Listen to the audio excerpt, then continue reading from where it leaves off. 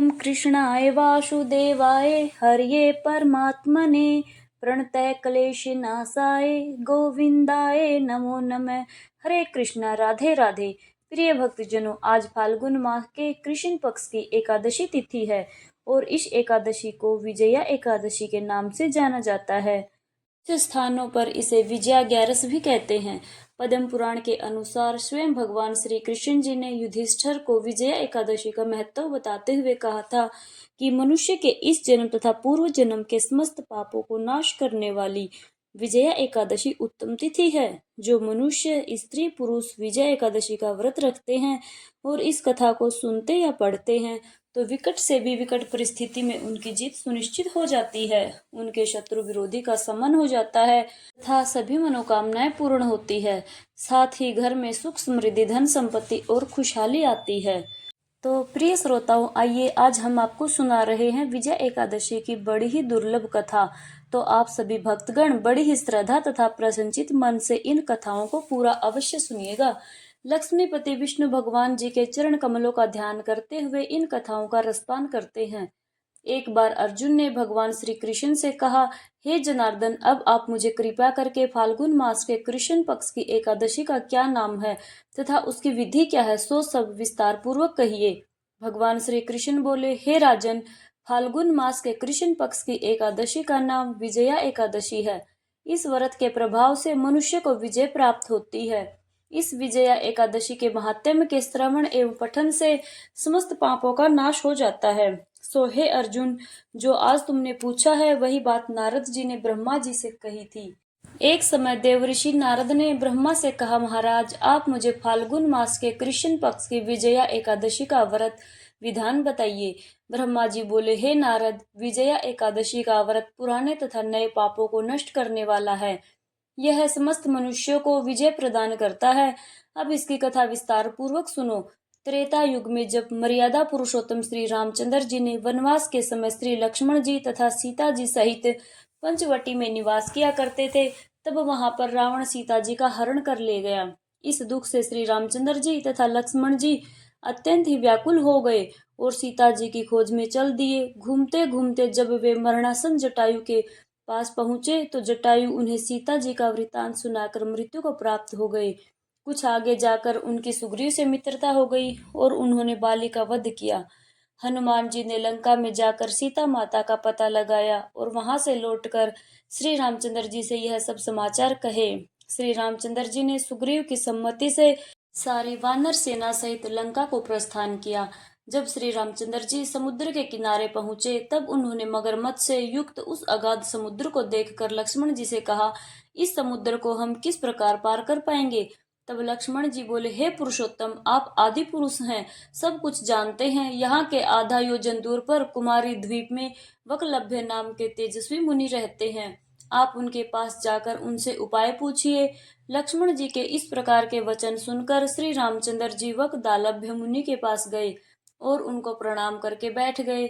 मुनि उनको पहचान गए। उन्होंने मनुष्य का रूप धारण किए मर्यादा पुरुषोत्तम से पूछा, हे राम, आपका आना कैसे हुआ। रामचंद्र जी कहने लगे, हे ऋषिवर, मैं अपनी सेना सहित यहाँ आया हूँ और राक्षसों को जीतने के लिए लंका जा रहा हूँ। आप कृपा करके समुद्र पार करने का कोई उपाय बताइए। वकलभ ऋषि बोले, हे राम, फाल्गुन मास के कृष्ण पक्ष की एकादशी का व्रत करने से निश्चित ही आपकी विजय होगी। साथ ही आप समुद्र भी अवश्य पार कर लेंगे। इसके लिए आप दशमी के दिन स्वर्ण, चांदी, तांबे या मिट्टी का एक घड़ा बनाएं। उस घड़े को जल से भरकर तथा 5 पल्लव रखकर वेदिका पर स्थापित करें। उस घड़े के नीचे 7 अनाज मिले हुए अन्न रखें और ऊपर जो रखें उस पर श्री नारायण भगवान की स्वर्ण मूर्ति स्थापित करें। एकादशी के दिन स्नान आदि से निवृत्त होकर धूप, दीप, नैवेद्य, नारियल आदि से भगवान का पूजन करें।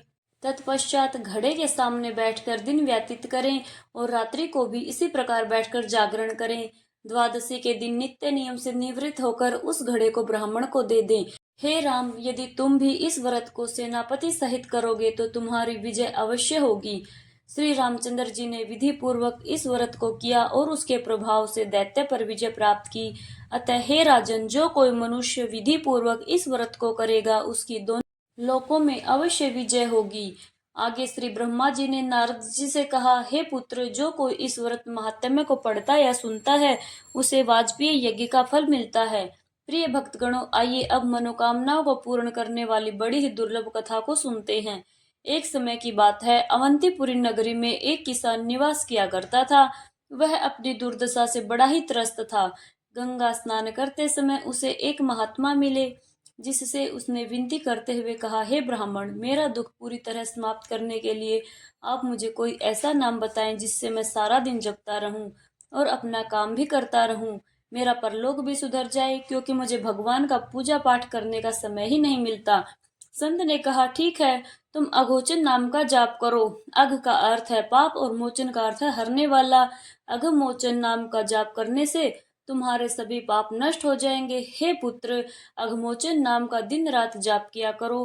प्रिय भक्तगणों, अब इस प्रकार वह किसान नहा धोकर अपने घर के लिए निकल पड़ा और सीधा साधा किसान रास्ते में जाते समय अघमोचन अघमोचन नाम रटते हुए जा रहा था। लेकिन कुछ देर बाद भूल गया और घमोचन घमोचन नाम रटने लगा। अब दिन रात वह घमोचन घमोचन रटता रहता था।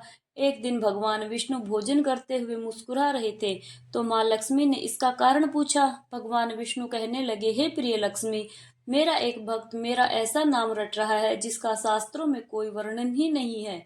लेकिन नाम चाहे वह गलत ही ले, लेकिन उसका मन मेरी ओर ही लगा हुआ है। उसके मन में मेरी ही छवि है। उसका गलत नाम लेने के कारण ही मेरे मुख पर मुस्कान है। माँ लक्ष्मी कहने लगी, हे भगवान, हे कमल नयन, आपको लगता है यह आपका सच्चा भक्त है, तो चलो इसकी परीक्षा लेते हैं। विष्णु जी कहने लगे कि लक्ष्मी, अगर तुम्हारी ऐसी ही इच्छा है तो धरती पर चलते हैं। दोनों ने साधारण से स्त्री पुरुष का रूप धारण किया और किसान के खेत के पास पहुंचे। भगवान विष्णु कहने लगे, लक्ष्मी, परीक्षा तुम्हें लेनी है, इसलिए तुम किसान के पास जाओ। किसान के खेत के पास कुछ गड्ढे बने हुए थे, तो विष्णु जी कहने लगे कि मैं उसमें जाकर छिप जाता हूँ, तुम जाकर उस किसान की परीक्षा ले लो। माँ लक्ष्मी उस किसान के पास गई और बार बार उससे पूछने लगी कि किसका नाम जप रहे हो तुम। प्रिय भक्तों, किसान था तो थोड़ा मुंह फट, लेकिन फिर भी चुप ही रहा, इसलिए कि मेरे ध्यान में किसी प्रकार का कोई विघ्न ना पड़ जाए। वह घमोचन घमोचन नाम रट रहा था। लक्ष्मी जी ने पूछना बंद ही नहीं किया, पूछती ही रही। उन्होंने फिर कहा, किसका नाम जप रहे हो। अब तो किसान को गुस्सा आ गया। वह खिंचकर कहने लगा, तेरे भरतार पति का नाम जप रहा हूँ। अब तो लक्ष्मी जी सोचने लगी, शायद किसान ने मुझे पहचान लिया है। लक्ष्मी जी फिर से पूछती हैं, अगर मेरे भरतार का नाम जप रहे हो तो बताओ कहाँ है मेरे भरतार। किसान और गुस्से में बोला, यही होगा, किसी गड्ढे में जाओ ढूंढ लो। महालक्ष्मी ने विष्णु भगवान को पुकारा कि प्रभु बाहर आओ, यह तो सचमुच में आपका सच्चा भक्त है। इसने तो मुझे भी पहचान लिया और आपके बारे में भी सब कुछ जानता है। भगवान विष्णु और माँ लक्ष्मी ने उसे साक्षात अपने दिव्य रूप के दर्शन दिए। भगवान विष्णु ने कहा, हे देवी, मैं तो भाव का भूखा होता हूँ। जो भक्तगण सच्चे मन से भगवान को जपते हैं तो वह ऐसे भक्तों से जल्दी ही प्रसन्न हो जाते हैं। अब भगवान विष्णु और माता लक्ष्मी ने उस किसान को आशीर्वाद दिया कि उसकी गरीबी दूर हो जाए, वह पुत्र पौत्र और लक्ष्मीवान हो जाए। ऐसा कहते ही उस किसान के भाग्य ही बदल गए। वह धन संपत्ति से परिपूर्ण हो गया। बोलिए लक्ष्मी नारायण भगवान की जय। बाल गोपाल और बूढ़ी माई की कथा। एक गांव में एक बूढ़ी मैया रहती थी। माई के आगे पीछे कोई नहीं था, इसलिए बूढ़ी माई बेचारी अकेले ही रहती थी। एक दिन उस गांव में एक साधु आया। बूढ़ी माई ने साधु का बहुत ही प्रेम पूर्वक आदर सत्कार किया। जब साधु जाने लगे तो बूढ़ी माई ने कहा, महाराज जी, आप तो ईश्वर के परम भक्त हैं, कृपया करके मुझे ऐसा आशीर्वाद दीजिए जिससे मेरा अकेलापन दूर हो जाए। अकेले रह रहकर अब मैं ऊब चुकी हूँ। प्रिय भक्तों, साधु ने मुस्कुराते हुए अपनी झोली में से बाल गोपाल की एक मूर्ति निकाली और बूढ़ी माई को देते हुए कहा, माई, यह लो आपका बालक, इसका आपने बच्चे की तरह प्रेम पूर्वक लालन पालन करती रहना। अब क्या था, बुढ़िया माई बड़े ही लाड़ प्यार से ठाकुर जी का लालन पालन करने लगी। एक दिन गांव के कुछ शरारती बच्चों ने देखा कि माई मूर्ति को अपने बच्चे की तरह लाड कर रही है, दुलार कर रही है। नटखट बच्चों को माई से हंसी मजाक करने की सूझी। उसने माई से कहा, अरे मैया सुनो, आज गांव में जंगल में एक भेड़िया घुस आया है जो छोटे बच्चों को पकड़कर उठा ले जाता है और मारकर खा जाता है। तू अपने लाल का ख्याल रखना, कहीं भेड़िया इसे उठाकर ना ले जाए। अब देखिए, बुढ़िया माई ने अपने बाल गोपाल को उसी समय कुटिया में विराजमान कर दिया और स्वयं छड़ी लेकर दरवाजे पर पहरा लगाने के लिए बैठ गई। अपने लाल को भेड़िए से बचाने के लिए बुढ़िया माई भूखी प्यासी दरवाजे पर पहरा देती रही। पहरा देते देते एक दिन बीता, फिर दूसरा दिन, तीसरा दिन, चौथा और पांचवा दिन ऐसे ही बीत गया। बूढ़ी माई 5 दिन और 5 रात लगातार बगैर पलके झपकाए भेड़िए से अपने बाल गोपाल की रक्षा के लिए पहरा देती रही। उस भोली भाली मैया का यह स्वभाव देखकर ठाकुर जी का हृदय प्रेम से भर गया। अब ठाकुर जी को मैया के प्रेम का प्रत्यक्ष रूप से आस्वादन करने की इच्छा हुई। भगवान बहुत ही सुंदर रूप धारण करके वस्त्र आभूषण से सुसज्जित होकर माई के पास आए।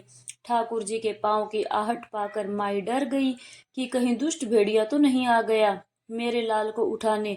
माई ने लाठी उठाई और भेड़िए को भगाने के लिए उठ खड़ी हुई। तब कृष्ण मुरारी ने कहा, मैया, मैं तेरा वही बालक हूँ जिसकी तुम रक्षा करती हो। माई ने कहा, क्या कहा? चलो हटो, तेरे जैसे बहुत देखे हैं, तेरे जैसे सैकड़ों अपने लाल पर न्यौछावर कर दूं। अब ऐसे मत कहियो, चल भाग जा यहाँ से। ठाकुर जी मैया के इस भाव और एक निष्ठा को देखकर बहुत ही प्रसन्न होकर ठाकुर जी मैया से बोले, अरे मेरी भोली मैया, मैं त्रिलोकीनाथ भगवान हूँ, मुझसे जो चाहो वर मांग लो, मैं तेरी भक्ति से प्रसन्न हूँ।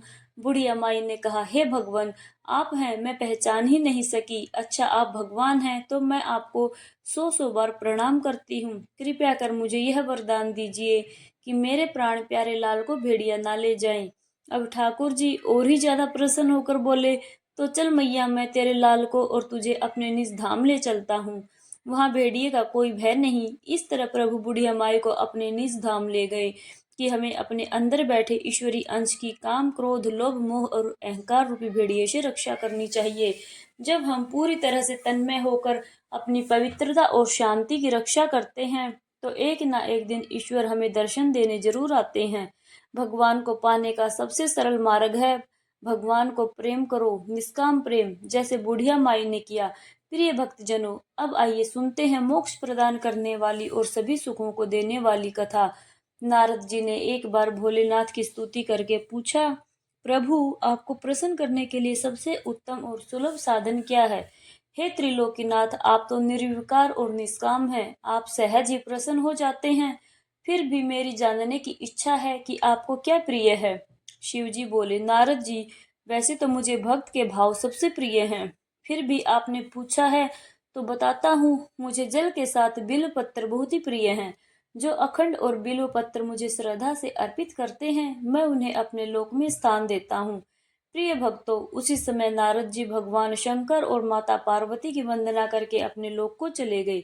उनके जाने के पश्चात पार्वती जी ने शिव जी से पूछा, हे प्रभु, मेरी यह जानने की बड़ी ही उत्कृष्ट इच्छा हो रही है कि आपको बिल्व पत्र इतने प्रिय क्यों हैं। प्रभु, कृपया करके मेरी जिज्ञासा को शांत करें। शिव जी बोले, हे देवी, बिल्व के पत्ते मेरी जटा के समान हैं, जिसका त्रिपत्र यानी 3 पत्ते ऋग्वेद, यजुर्वेद, सामवेद है। शाखाएं समस्त शास्त्र का स्वरूप है। बिल्व वृक्ष को आप पृथ्वी का कल्प वृक्ष समझें, जो ब्रह्मा विष्णु शिव स्वरूप है। हे पार्वती, स्वयं महालक्ष्मी ने शैल पर्वत पर बिल्व रूप में जन्म लिया है। इस कारण भी बेल का वृक्ष मेरे लिए अति प्रिय है। महालक्ष्मी ने बिल्व का रूप धरा, यह सुनकर पार्वती जी कौतूहल में पड़ गई। पार्वती जी कौतूहल से उपजी जिज्ञासा को रोक नहीं पाई। उन्होंने पूछा, देवी लक्ष्मी ने आखिर बिल्व का रूप क्यों लिया? आप यह कथा विस्तार से कहिए। भोलेनाथ ने देवी पार्वती को कथा सुनानी शुरू करी। हे देवी, सतयुग में ज्योतिर रूप में मेरे अंश का रामेश्वर लिंग था।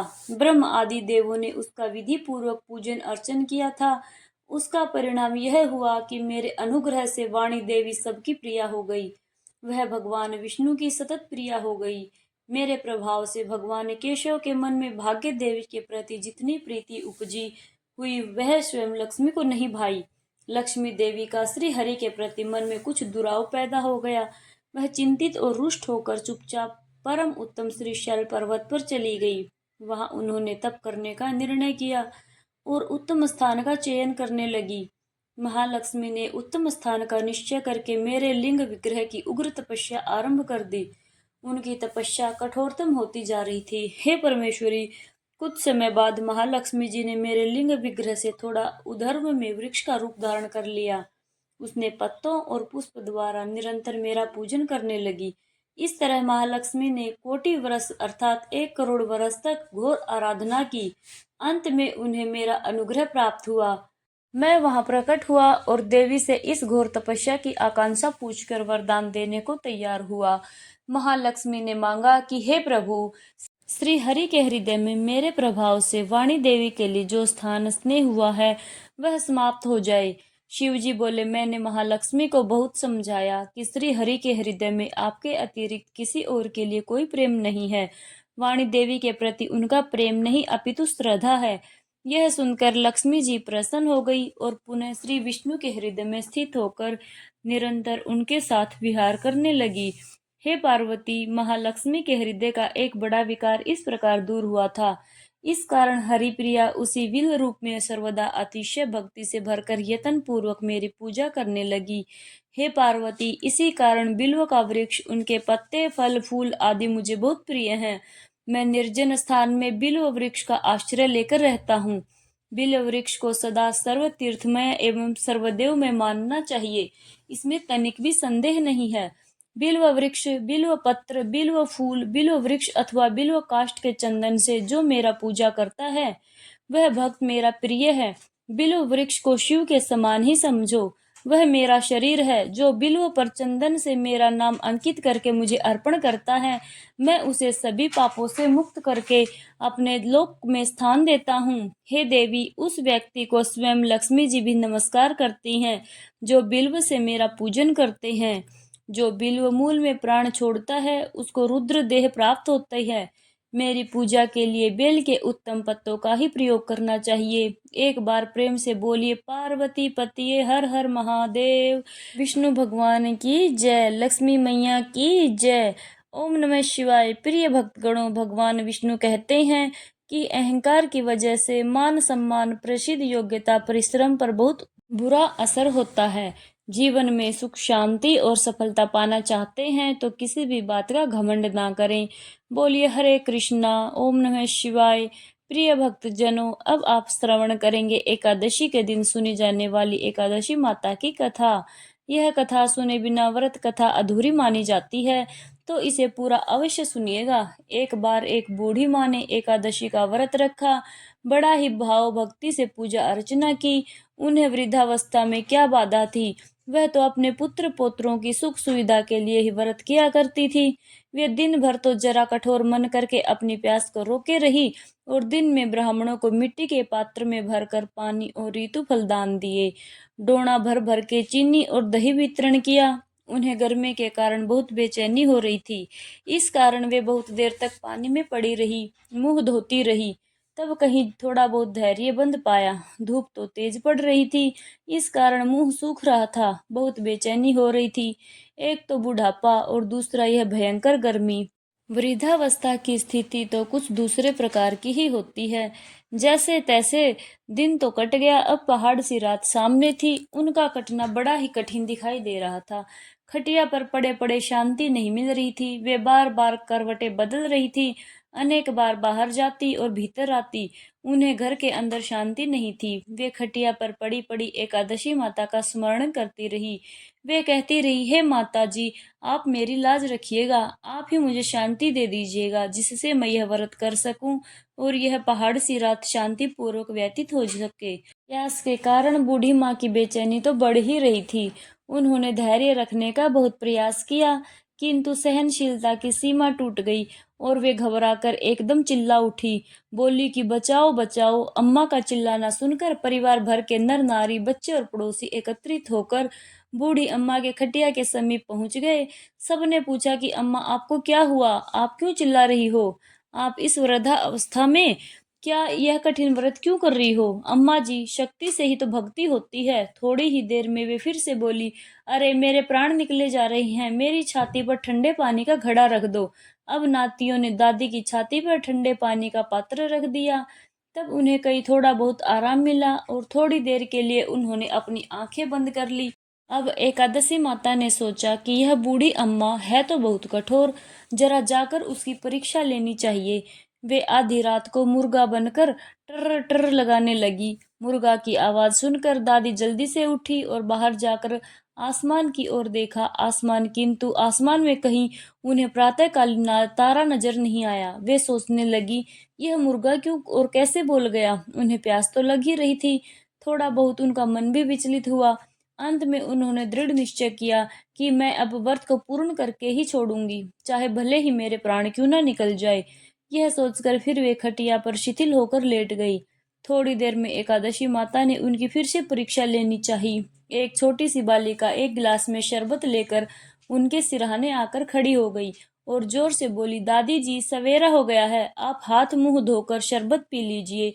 पहले तो शरबत का गिलास देखकर उनका मन मचल उठा, किंतु अचानक व्रत का स्मरण हो आया और उन्होंने सोचा कि मैं किसी भी प्रकार से अभी शरबत नहीं पी सकती हूँ, और वे शांति पूर्वक अपनी खटिया पर लेट गई। फिर थोड़ी ही देर में उन्हें ऐसा लगा जैसे किसी ने उन्हें पानी के कुएं में पलट दिया हो। वे बड़ी देर तक हाथ पैर चलाती रही, किंतु उन्होंने अपने मुंह में एक बूंद भी पानी नहीं जाने दिया। वे दृढ़ता पूर्वक अपना व्रत पालन करती रही। थोड़ी देर में न जाने कहां से सामने आग जलने लगी, जिससे भारी गर्मी बढ़ने लगी। प्यास के कारण प्राण निकलने लगे, किंतु बूढ़ी अम्मा का कुछ भी नहीं बिगड़ पाया। वे जहां की तहां मुस्कुराती हुई बैठी रही। थोड़ी ही देर में बाहर प्रकाश दिखाई देने लगा। ऐसा लगा जैसे सवेरा हो गया हो। बूढ़ी अम्मा ने जब बाहर निकल कर देखा तो समझ गई अभी सवेरा होने में 3-4 घंटे की देरी है। यह जानकर वे शांति पूर्वक इधर उधर घूमने लगी। फिर एकादशी माता ने यह बात अच्छी तरह से समझ ली कि यह बूढ़ी अम्मा किसी भी प्रकार से अपने व्रत से नहीं टल सकती। वे उनके सत्य व्रत को अच्छी तरह से समझ गई। अब सवेरा होते ही बूढ़ी माता ने स्नान किया, भगवान का पूजा पाठ किया, एकादशी की कथा सुनी, ब्राह्मणों को दक्षिणा देकर भोजन करवाया। तब कहीं उन्होंने व्रत का पारण करके जल ग्रहण किया। कन्याओं को भोज कराने के बाद अम्मा ने स्वयं भोजन किया। उस श्रेष्ठ व्रत के प्रभाव से बूढ़ी अम्मा की आयु में वृद्धि हुई। उनका घर परिवार हरा भरा हो गया। अब उनको कोई भी अभाव न था। वे हर तरह से सुख साधनों से संपन्न हो गई। नाती नातिन से उनका घर भर गया और वे उसी दिन से 12 महीने की एकादशी का व्रत करने लगी। एकादशी माता के व्रत के प्रताप से इस संसार में हर प्रकार के सुख भोग कर अंत में वह बैकुंठ धाम को गई। जैसे एकादशी माता ने बूढ़ी माई और उनके परिवार को हरा भरा किया, ऐसे ही एकादशी माता हम सभी की मनोकामनाओं को पूर्ण करें। बोलिए श्री लक्ष्मी नारायण भगवान की जय। प्रिय भक्त जनों, अब आइए श्रवण करते हैं सभी मनोकामनाओं को पूर्ण करने वाली भगवान श्री विष्णु जी की आरती। ओम जय जगदीश हरे स्वामी, जय जगदीश हरे। भक्त जनों के संकट, दास जनों के संकट क्षण में दूर करे। ओ जय जगदीश हरे।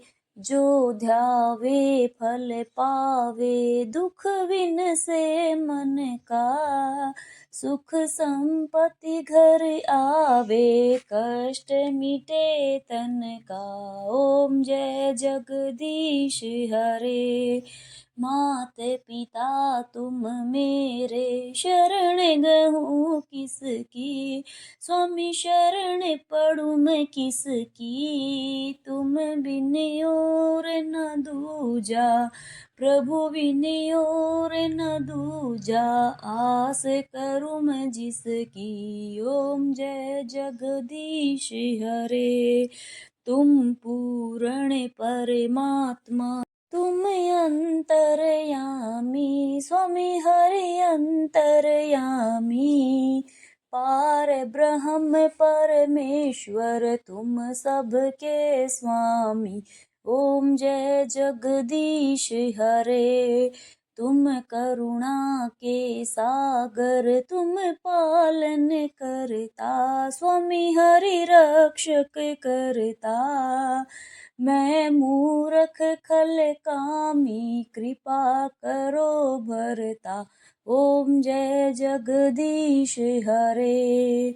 तुम हो एक अगोचर, सबके प्राणपति, किस विध मिलूं दया में तुमको मैं कुमति। ओम जय जगदीश हरे, दीन बंधु दुख हरता रक्षक तुम मेरे। स्वामी ठाकुर तुम मेरे, अपने हाथ उठाओ प्रभु जी के चरण लगाओ, द्वार पड़ा मैं तेरे। ओम जय जगदीश हरे, तन मन धन सब है तेरा। स्वामी सब कुछ है तेरा, तेरा तुझको अर्पण प्रभु जी का प्रभु को समर्पण, क्या लागे मेरा। ओम जय जगदीश हरे, श्री श्याम सुंदर जी की आरती जो कोई नर गावे। स्वामी जो कोई जन गावे, कहत शिवानंद स्वामी भजत हरि हर स्वामी, मन वांछित फल पावे। ओम जय जगदीश हरे, ओम जय जगदीश हरे, स्वामी जय जगदीश हरे। भक्त जनों के संकट क्षण में दूर करे। ओम जय जगदीश हरे। प्रेम से बोले श्री विष्णु भगवान की जय।